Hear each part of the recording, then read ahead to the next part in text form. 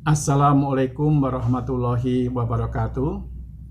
Para mahasiswa, apa kabar? Setelah Anda sekalian tidak bertemu langsung dalam perkuliahan, hari ini pun juga belum diperkenankan untuk ke kampus karena masih dalam kondisi Solo KLB penyebaran virus corona. Setelah Anda belajar melalui media WA Group maupun Google Classroom, maka pada kesempatan kali ini Bapak ingin mereview kembali tentang apa yang sudah kita pelajari mulai pertemuan pertama hingga pertemuan pada kesempatan minggu yang lalu. Kita membahas tentang akuntansi sektor publik. Akuntansi yang diterapkan pada organisasi sektor publik, yaitu sebuah organisasi yang tidak untuk mengejar keuntungan, tetapi untuk melayani pada publik atau masyarakat.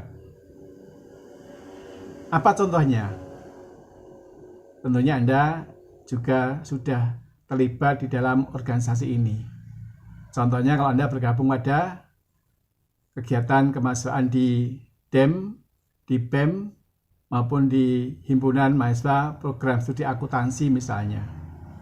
Kalau di kampung Anda terlibat di kegiatan Karang Taruna.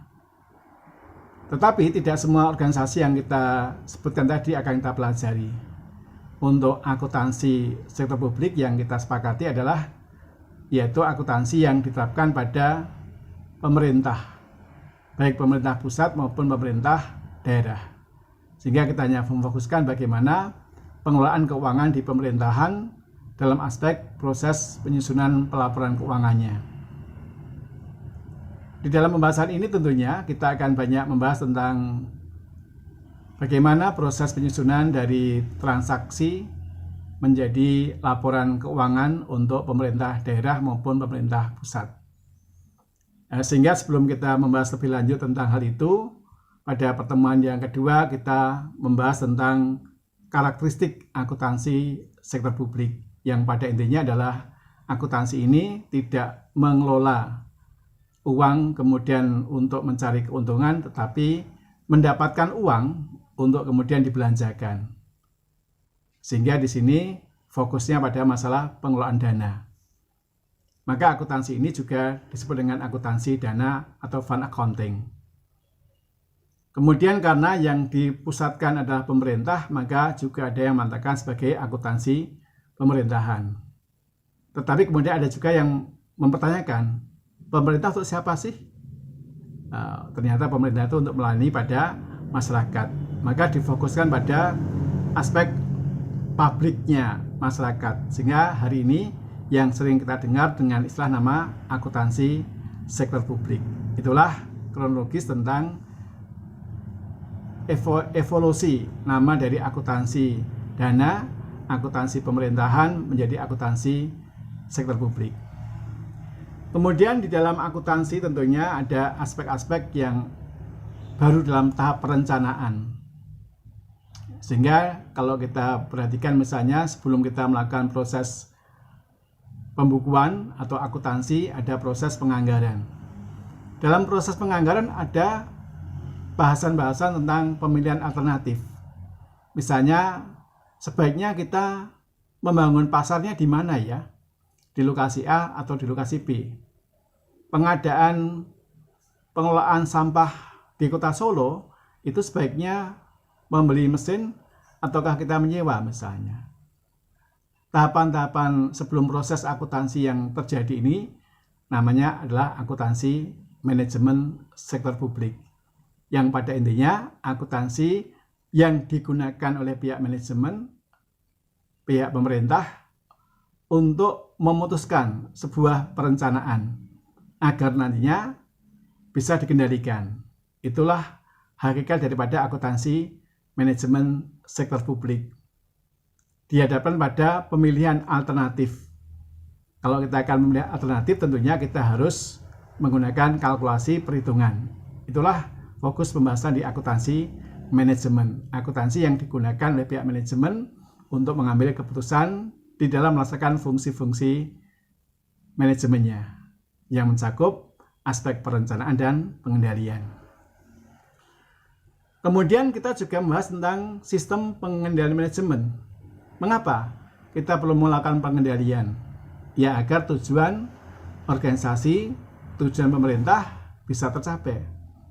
Nah, untuk bisa melakukan pengendalian, maka kita belajar tentang sistem pengendalian manajemen. Sebuah sistem pengendalian yang digunakan oleh manajemen agar tujuan organisasi bisa tercapai. Tujuan organisasi itu biasanya dirumuskan dalam bentuk visi dan cara mencapainya menjadi misi suatu organisasi. Sehingga kalau kita ingin melakukan pengendalian, maka butuh yang pertama adalah strukturnya, wadahnya, yang kedua adalah aktivitasnya. Dari segi struktur, harus terbentuk pusat-pusat pertanggungjawaban, yaitu bagian atau unit kerja atau departemen, divisi yang dikepalai oleh seorang manajer yang bertanggung jawab terhadap kegiatan di organisasinya. Maka ada 4 pusat pertanggungjawaban, yaitu pusat biaya, pusat pendapatan, pusat laba, dan pusat investasi. Pusat biaya, manajernya diukur kinerjanya atas pengelolaan biayanya. Pusat pendapatan adalah manajernya diukur atas kinerja pendapatan yang dia peroleh. Pusat laba adalah manajernya diukur atas seberapa laba yang dia peroleh. Dan pusat investasi adalah di mana manajernya akan diukur seberapa laba yang diperoleh dibandingkan dengan tingkat investasinya. Paham? Nah, silakan berikan contoh-contoh masing-masing pusat pertanggungjawaban. Oke. Kemudian kita berlanjut juga pada masalah proses berikutnya, yaitu proses penganggaran, proses penyusun sebuah anggaran. Anggaran itu adalah sebuah kegiatan yang sudah ditentukan tentang berapa plafonnya, yang merupakan turunan dari program kerja yang dibuat. Anggaran berdimensi jangka pendek hanya 1 tahun saja dan dituangkan dalam bentuk angka-angka satuan keuangan. Kalau kita ya dalam bentuk satuan rupiah. Penganggaran ini tentunya kalau di sektor publik adalah disusun oleh pihak eksekutif, oleh pemerintah, kemudian diajukan pada pihak legislatif atau wakil-wakil kita yang ada di DPR. Kemudian akan ada pembahasan, kemudian akan ada penetapan anggaran menggunakan undang-undang. Maka undang-undang menjadi pedoman dalam proses penganggaran. Kalau ada penganggaran yang belum diundangkan, ya tidak akan mengikat pada pihak eksekutif. Sehingga nanti pihak DPRD akan mengesahkan dalam rapat paripurna terhadap RAPBD atau RAPBN menjadi APBD atau APBN. Bisa dipahami? Oke. Kemudian kita berlanjut pada jenis anggaran yang ada. Kalau kita perhatikan ada 2 jenis anggaran, yaitu anggaran tradisional dan anggaran New Public Management. Anggaran tradisional, anggaran yang penyusunannya menggunakan tradisi, menggunakan kebiasaan. Yang bagaimana misalnya? Nah, Anda buat anggaran, copy paste anggaran tahun yang lalu, ditingkatkan sekian persen, itu namanya anggaran yang tradisional, mengikuti tradisi saja. Sehingga terkadang anggaran yang Anda buat tidak relevan dengan kondisi yang ada saat ini. Sehingga anggaran tradisional sudah kita tinggalkan, sekarang kita masuk pada anggaran New Public Management. Sejak kapan? Sejak Indonesia masuk pada era reformasi. Saya masih ingat ya, kapan? Ya, tahun 1998. Reformasi, kembali form bentuk, kembali ke asal bentuknya, kita kembalikan pada tujuan negara kita sebagaimana yang tertuang dalam pembukaan Undang-Undang Dasar 45. Nah, reformasi ini tentunya bahwa kedaulatan di tangan rakyat, sehingga rakyat harus dilibatkan dalam proses penganggaran. Maka hari ini kalau Anda perhatikan proses penganggarannya menggunakan model bottom up, dari bawah ke atas. Kalau dulu namanya top down, dari pemerintah pusat, kemudian bawah tinggal melaksanakan. Dalam proses bottom up ini ada istilah musyawarah perencanaan pembangunan tingkat desa atau tingkat kelurahan, namanya musrenbangkel atau musrenbangdes, meningkat ke tingkat kelurahan, ke tingkat kecamatan, musrenbangcam, masuk tingkat kota, musrenbangkot, kalau kabupaten ya musrenbangkap. Nah, kemudian masuk tingkat provinsi, musrenprof, ya. Kemudian masuk tingkat nasional, musrenbangnas, ya, musyawarah perencanaan pembangunan secara nasional. Itulah namanya perencanaan yang berbasis pada suara dari aspirasi warga masyarakat. Kemudian untuk New Public Management ini ada 3 metode penganggaran. Yang pertama anggaran kinerja, kemudian yang kedua anggaran zero based budgeting, dan yang terakhir planning programming budgeting system. 3 ini yang kita gunakan baru yang tahap pertama, yaitu anggaran kinerja, anggaran yang menggunakan prinsip-prinsip value for money.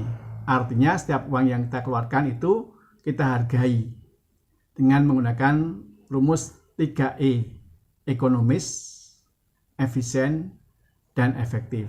Setiap uang yang dikeluarkan tidak boleh dihambur-hamburkan, tetapi harus dapat diukur melalui 3 proses E tadi, harus ekonomis. Maka kalau kita ingin ekonomis, pengadaan barang itu menggunakan tender atau menggunakan cara-cara penawaran kepada masyarakat agar masyarakat memberikan penawaran kepada pemerintah, pemerintah memilih yang paling hemat. Kemudian efisien artinya bahwa anggaran yang ditetapkan tadi tidak boleh dilanggar dan efektif bisa mencapai tujuan yang dikehendaki. Anggaran kita baru menggunakan anggaran kinerja atau performance budgeting. Ini yang perlu kita pahami. Sehingga mari bersama-sama kita kawal agar anggaran-anggaran di negara kita ini bisa digunakan dengan baik untuk kebaikan masyarakat semuanya. Apalagi hari ini Anda bisa melihat tentang bagaimana Menteri Keuangan Ibu Sri Mulyani menata anggaran ini dalam kondisi yang force majeure, kondisi yang di luar dugaan kita. Apa itu? Terjangkitnya penyebaran pandemi virus corona. Ini tentu juga merubah struktur anggarannya. Nah, silakan cermati, silakan amati. Nanti akan kita diskusikan pada minggu depan.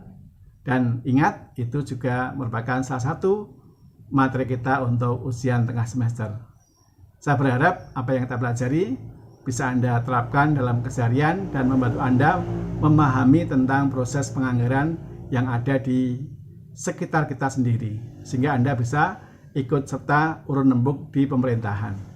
Demikian untuk malam ini yang bisa kami sampaikan tentang ruang lingkup akuntansi sektor publik pada tahapan sampai dengan proses penganggaran akuntansi sektor publik. Selamat belajar dan semoga Anda sekalian sehat selalu. Assalamualaikum warahmatullahi wabarakatuh.